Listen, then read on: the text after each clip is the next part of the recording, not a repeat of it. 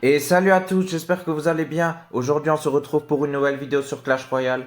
Et aujourd'hui, je vais vous montrer un deck que j'ai créé moi-même pour cette fin de saison. Actuellement, je tourne cette vidéo à 12 minutes de la fin de saison. J'étais pas présent hier soir pour la jouer, donc c'est pour ça que je me suis arrêté à 2000 Elo. Mais hier soir, j'étais à 1700 environ.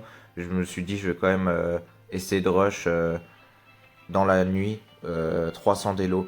Donc j'ai réussi à atteindre quand même 2000, mais j'ai pas pu faire plus. Donc voilà, je vais vous montrer ce deck, c'est celui-ci.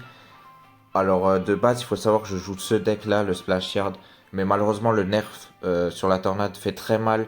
Et quand je tombais contre des log bait ou des deck bait avec les beaucoup de recrues, de gangs, je pouvais plus gagner. C'était beaucoup plus difficile. La tornade est trop faible. Donc j'ai décidé de créer ce deck pour m'amuser. J'ai mis la Reine des Archères parce que c'est une carte très forte que j'aime beaucoup. Évidemment, le cimetière, la carte principale, le canon Evo, très fort en défense, les gardes qui sont très forts, le double sort, poison flèche pour accompagner tout ça. Et puis franchement, je me suis rendu compte que c'est très fort. Alors il a un grand point faible, c'est quand contre les decks aériens, contre Molos par exemple, c'est très faible. Mais sinon, dans l'ensemble, ça va. Bon, j'ai déjà gagné hein, contre Molos. Mais c'est beaucoup plus compliqué parce qu'il n'y a que la Reine des Archères pour aller chercher l'aérien. Et il n'y a rien d'autre quoi, à part les sorts. Mais sinon, défensivement, au niveau terrestre, c'est très fort. Donc on va se regarder quelques replays que j'ai fait il y a une heure ou deux. Où j'ai rush 300 d'élo en peu de temps. Et on se retrouve tout de suite dans la première game. Ok, du coup, première game qu'on va voir avec ce deck que j'ai créé. Franchement, c'est pas forcément un deck hyper fort parce que, comme j'ai dit, il y a un gros point faible pour l'aérien. Mais moi, je me suis amusé comme j'avais pas de temps pour rush la fin de saison. Je me suis juste amusé avec ce deck. Il faudra que je trouve un autre deck pour la prochaine saison qui commence dans 10 minutes là, à l'heure où je tourne cette vidéo. Parce que le Splash Yard, comme j'ai dit, c'est compliqué. Il est jouable, hein. Il est jouable mais compliqué. Ou alors il faut enlever la tornade, je vais voir. En tout cas, la première défense qui passe hein, avec le poison très efficace. On va mettre le chevalier à droite. Vous allez voir au fur et à mesure, la reine des archères, en fait, c'est vraiment très fort. C'est c'est super fort, vraiment. En défense, en attaque, c'est tellement polyvalent. La capacité est très forte. C'est pour ça que je l'ai inclus dans ce deck. À la base, j'avais mis la mousquetaire. C'était aussi très fort. C'était très bien avec la mousquetaire, mais j'ai voulu tester avec la reine des archères. Et ça a mieux fonctionné. Je m'amusais plus et je m'en sortais plus.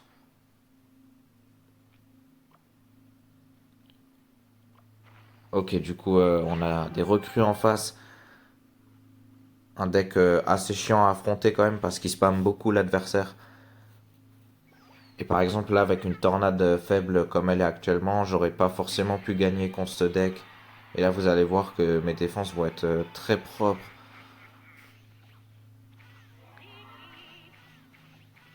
Là la reine des archères qui gère tout ça.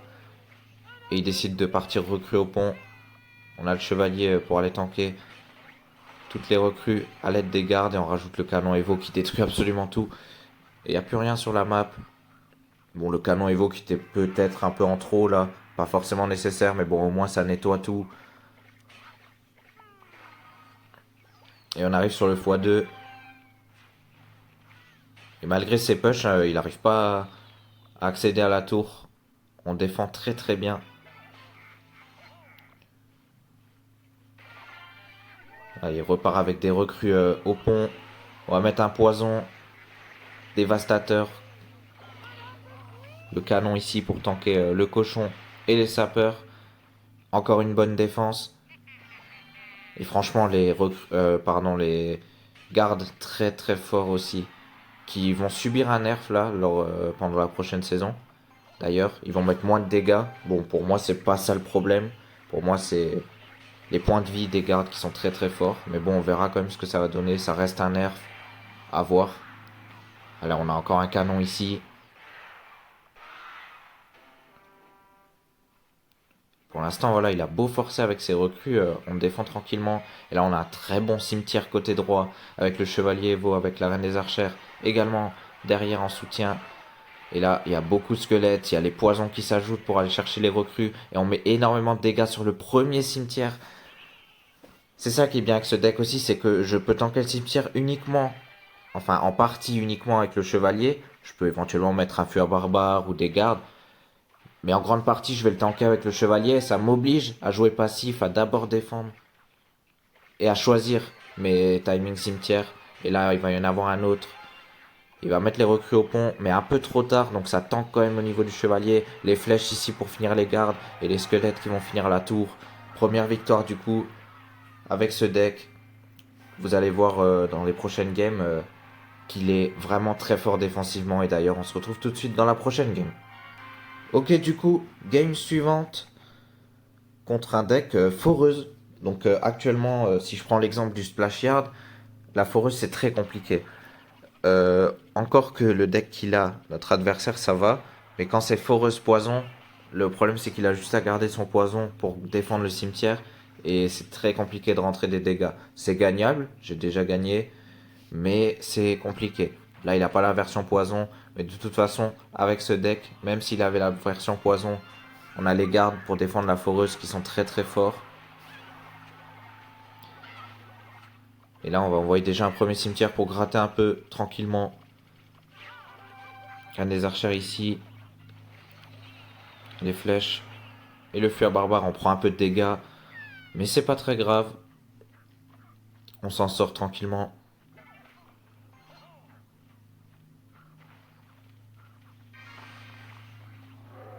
Ok, il va défendre avec un Goblinstein ici.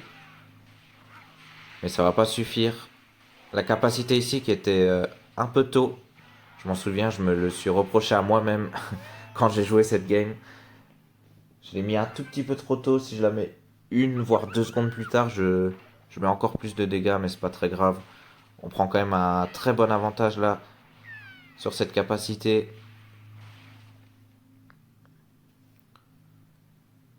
On est très très bien, on est en place.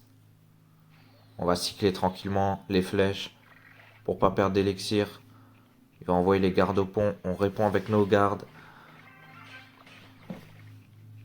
Quelle carte les gardes, hein. Vraiment, je trouve que c'est très très fort en défense. Le chevalier ici pour tanker. Il va mettre la boule de neige Evo, mais on aura le fur barbare pour gérer ça. Et on arrive sur le x2.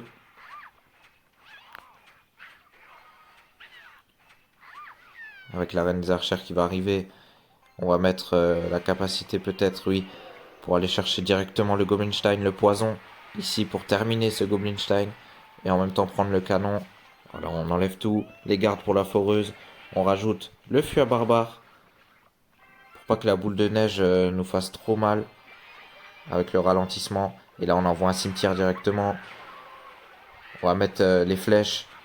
Surtout. Bon, j'aurais pu prendre le Sarbacane dans les flèches, mais c'est pas grave. On a le canon Evo.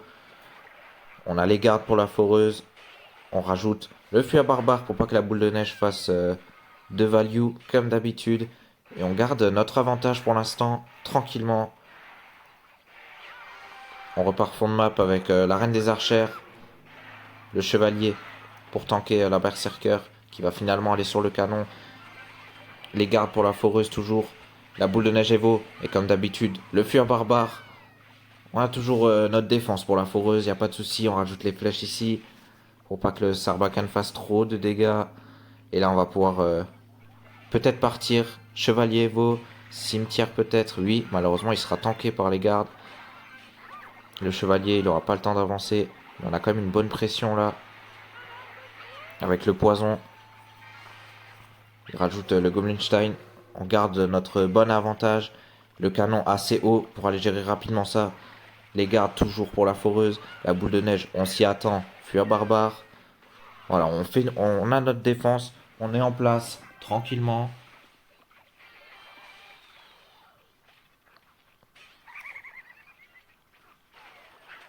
Il renvoie une foreuse. Là, on arrive sur le x3 et c'est là qu'il va envoyer des foreuses en boucle.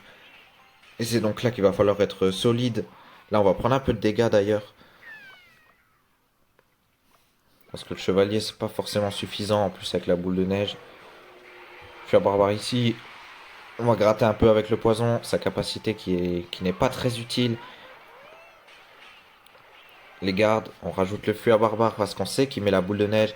Ici, on a un bon cimetière avec le chevalier qui va tanker un peu et ça va rentrer des dégâts. On va rajouter le poison pour rentrer encore des dégâts. On prend un très très bon avantage ici.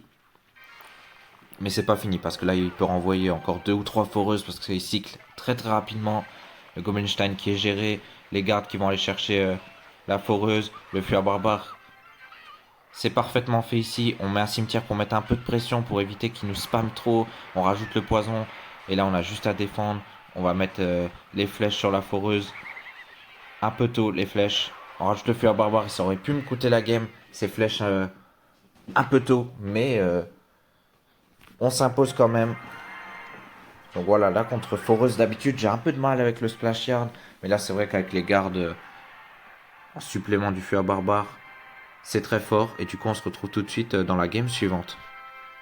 Ok, du coup, game suivante avec notre nouveau deck fait maison et qui, comme vous pouvez le voir, est très très fort en défense. Après, voilà, je le reprécise, je pense pas que c'est un deck que je vais continuer à jouer ou qu'il faut jouer dans le sens où voilà, il y a quand même l'aérien en point faible. Après, il y a peut-être un ajustement à faire, je sais pas, il faut voir. Mais voilà, moi, vu que j'avais aucun enjeu pour cette fin de saison, je me suis amusé avec ce deck et franchement, je me suis régalé parce qu'il est très très fort. Ok, en tout cas là, on a déjà une bonne capacité qui va tout gérer. On est contre le deck méga chevalier hein, qui est assez méta depuis 2 voire 3 saisons. On va tranquillement mettre notre canon. Chevalier tranquillement pour aller cycler les évolutions. Et il va partir sur un méga chevalier. On cycle. Feu barbare. Tranquillement. Reine des archères. On prépare notre défense évidemment. Et là pareil les gardes pour défendre le prince c'est vraiment parfait. C'est le contre parfait. Les gardes qui contrent parfaitement le prince. Et là regardez les gardes qui tankent pendant que la reine des archères tape avec la capacité. Non franchement c'est... La capacité de la reine des archères en défense, elle fait un bien fou, vraiment. On va tanker la voleuse ici. Là, on n'est pas très bien en élixir. Hein. Il a pris un bon avantage.